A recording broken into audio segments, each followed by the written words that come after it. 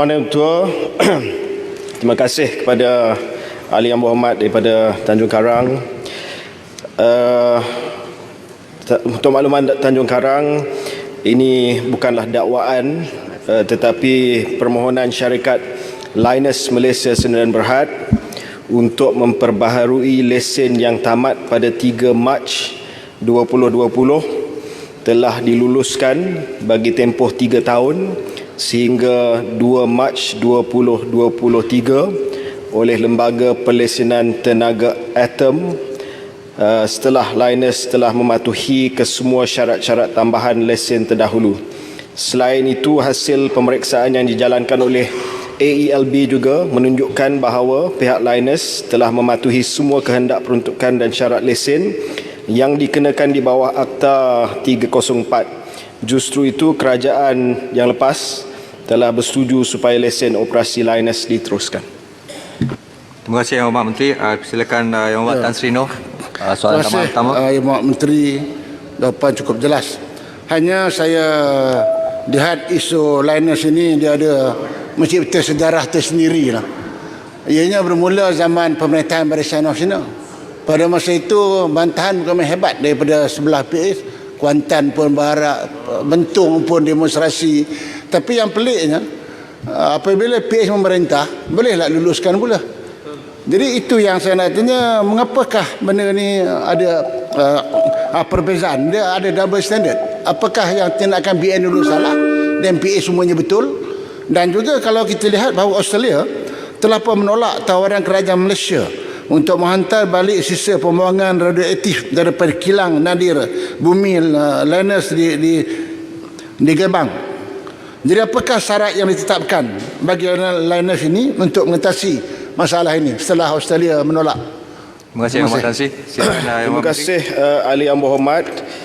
Mengikut rekod yang saya ada berdasarkan kepada tanda tangan yang dibuat pada tahun 2012 di bawah kempen Harapan untuk Malaysia, tidak kurang daripada 13 Menteri Pakatan Harapan telah menandatangani ikrar untuk tutup Liners sekiranya mereka membentuk kerajaan persekutuan.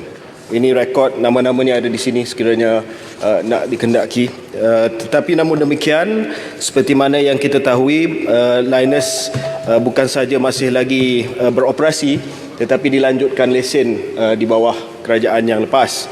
Namun demikian, saya juga ingin menarik perhatian bahawa pada 4 Disember 2018, arahan telah dikeluar oleh AELB, Lembaga Pelesenan Atom Malaysia, untuk Liners keluarkan sisa water leach purification ke negara asal. Dan ini juga disokong oleh beberapa kenyataan yang telah dibuat bahawa dengan izin Liners has to ship out its waste. Dan inilah pendirian selepas kerajaan tidak dapat tutup kilang Liners, mereka telah buat keputusan sisa water leach purification itu mestilah dihantar balik ke Australia. Dan Kabinet Jemaah Menteri pada waktu itu telah mengarahkan Menteri untuk pergi ke Australia. Yesterday the Cabinet decided to let me go personally to Australia, mungkin untuk berunding agar Australia dapat menerima sisa tersebut. Namun demikian, perkara itu tidak dilaksanakan dan pada 12 Julai 2019 Kabinet telah setuju supaya lesen operasi Liners dilanjutkan selama 6 bulan selepas tempoh lesen operasi sedia ada tamat pada 2 September 2019.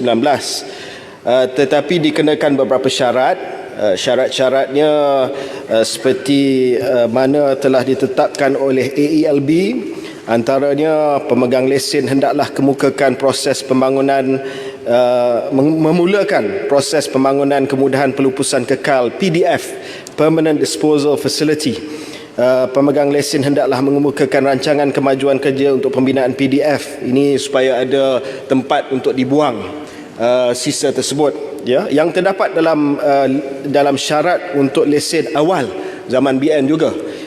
Dan apabila 7 syarat ini telah ditetapkan, maka keputusan dibuat oleh Kabinet untuk melanjutkan lesen sehingga 2 Mac 2023. Terima kasih Yang Berhormat Menteri. Tuan Speaker, Speaker Soalan Kuantan. tambahan. Saya soalan persilakan Speaker Yang Berhormat nanti Bakri. Kuantan juga ya, sebab tadi disebut Kuantan. Yang Berhormat Bakri. Dua ya, soalan Kuantan lepas ni ya. Yang Berhormat Bakri dulu. Yang pertama saya nak tanya apakah pandangan Menteri terhadap operasi liner sekarang? Dan kedua, adakah Menteri bersetuju bahawa syarat-syarat yang diletakkan untuk lesen operasi liners di bawah Kerajaan Pakatan Harapan adalah jauh lebih ketat jika kita berbanding dengan zaman di Barisan Nasional? Yang pertama, adakah Menteri sedar bahawa di mana salah satu syarat untuk lesen adalah liners hendaklah mengemukakan dan membina cracking and leaching facilities di luar negara, supaya selepas pembinaan fasiliti tersebut liners tidak boleh lagi menghasilkan residu radioaktif WLP di Malaysia. Adakah ini jauh lebih ketat? Kedua, saya nak tanya di mana adakah Menteri sedar juga bahawa di syarat itu kita WLP tidak boleh digunakan untuk kondisoi, di mana ia boleh digunakan untuk pertanian dan di bawah zaman Pakatan Harapan, zaman Barisan Nasional. Adakah Menteri sedar juga bahawa semua ini lesen boleh ditarik balik jika liners di bawah Akta Pelesinan Tenaga Atom, jika liners tidak mematuhi semua syarat-syarat ini. Oleh itu saya nak tanya, perkara yang paling penting adalah adakah Menteri sedar bahawa ini adalah jauh lebih ketat dan apakah pandangan Menteri terhadap operasi liners di Malaysia? Terima kasih Yang Berhormat. Silakan Yang Berhormat Menteri. Ya, terima kasih kepada Bakri yang merupakan mantan menteri yang menjaga AELB sebelum ini. Untuk makluman Yang Berhormat Menteri, pertamanya kalau kita lihat pada lesen asal yang dikeluarkan oleh AELB dan juga syarat yang dikenakan oleh MIDA, kita pun telah meletakkan 3 syarat.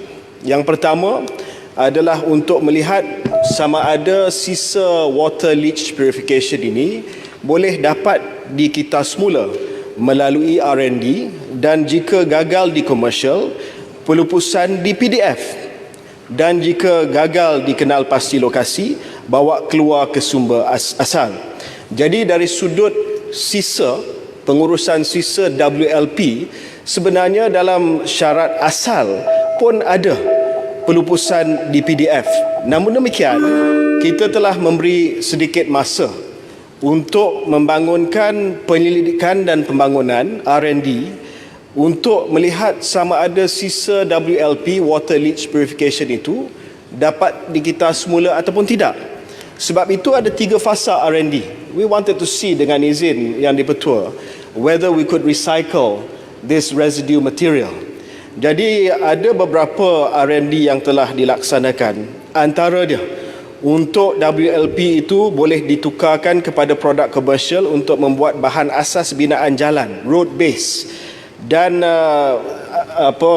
hasil R&D ini oleh IKRAM telah lulus. Namun demikian, tidak ada sesiapa yang telah ingin ataupun minat untuk mengkomersialkan R&D tersebut. Yang kedua, WLP boleh ditukarkan kepada produk komersial untuk membuat bahan soil conditioner, Condisoil, seperti mana yang disebut oleh Yang Berhormat Bakri tadi. Yang ini dibangunkan oleh Agensi Nuklear Malaysia, MARDI, SIRIM, Jabatan Kimia, Jabatan Pertanian. Field testnya berjaya, tetapi tidak ada takers untuk commercialization. Yang ketiga, WLP boleh digunakan sebagai bahan pemeliharaan tanah gersang kesan perlombongan bauxite di Bukit Goh. Dan R&D tersebut dijalankan dengan kerjasama Universiti Malaysia Pahang. Jadi semua R&D ini adalah salah satu proses bagaimana kita ingin menguruskan sisa tersebut. Ya, kita tak sampai ke tahap untuk minta supaya satu PDF dibangunkan. Namun demikian, saya akui bahawa di bawah pengurusan Bakri, ditetapkan bahawa R&D ini dihentikan sebab dibuat satu review oleh sebuah jawatan kuasa eksekutif yang terdiri daripada pakar-pakar, dan mereka kata bahawa tempoh masa kita melihat R&D ini dah cukup. Sekarang ini kita kena melihat dua lagi option. Satu adalah sama ada kita nak bina PDF ataupun kita nak hantar pulang. Asalnya menteri bertegas nak hantar pulang, ya, tetapi Australia tidak terima sisa tersebut. Jadi apabila tak terima, maka timbullah option PDF. Sekarang ini untuk makluman Dewan, Linus, pemegang lesen, hendaklah memulakan proses pembangunan kemudahan pelupasan kekal PDF di lokasi bersesuaian pada tahun pertama dari tarikh kelulusan lesen.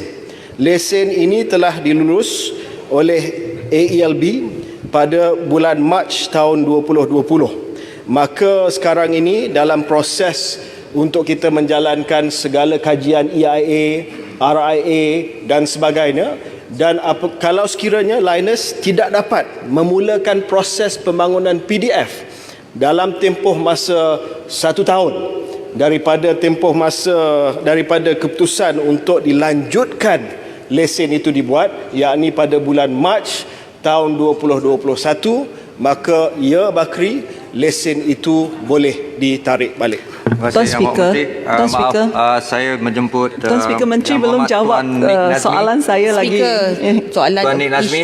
isu Soalan belum penting jawab ni. lagi. Terima kasih Isu Tuan Yang penting. di-Pertua. Soalan Yang belum kedua. jawab. Pohon duduk.